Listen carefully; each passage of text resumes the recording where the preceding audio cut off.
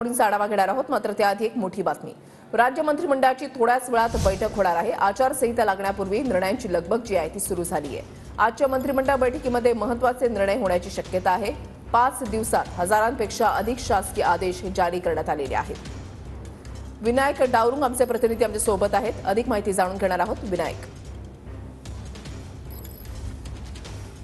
विशाली बरोबर आहे। आपण जर पाहिलं तर दुपारी 3 वाजता निवडणूक आयोगाची पत्रकार परिषद जी आहे ती सुरू होणार आहे आणि त्यानंतर लोकसभेच्या आचारसंहितेची घोषणा जी आहे ती होऊ शकते आणि त्याआधी आपण जर पाहिलं तर सगळी लगबग शासकीय कामांची आपल्याला पाहायला मिळते। थोड्याच वेळात राज्य मंत्रिमंडळाची बैठक जी आहे ती या ठिकाणी सुरू होणार आहे आणि मोठ्या घोषणा ज्या आहेत त्या राज्य मंत्रिमंडळाच्या बैठकात होऊ शकतात आणि निर्णय सुद्धा या कॅबिनेटमध्ये वेगवेगळे मोठे होऊ शकतात, कारण आचारसंहिता लागण्याआधीची ही कॅबिनेट बैठक आहे। आणि आपण पाहू शकतो की या ठिकाणी आता सगळे मंत्री जे आहेत ते सह्याद्री अतिथीगृहात पोहोचताना आपल्याला पाहायला मिळत आहेत। उपमुख्यमंत्री देवेंद्र फडणवीस, उपमुख्यमंत्री अजित पवार जे आहेत ते या ठिकाणी दाखल होत आहेत। थोड्याच वेळात मुख्यमंत्री दाखल होतील आणि या बैठकीला खऱ्या अर्थानं सुरुवात होणार आहे।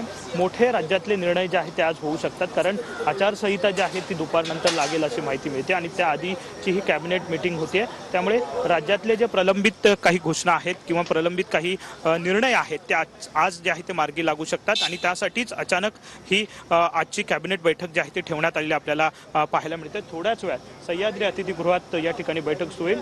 उपमुख्यमंत्री देवेंद्र फडणवीस सह्याद्री अतिथीगृहात दाखल झालेले आपल्याला पाहायला मिळत आहेत।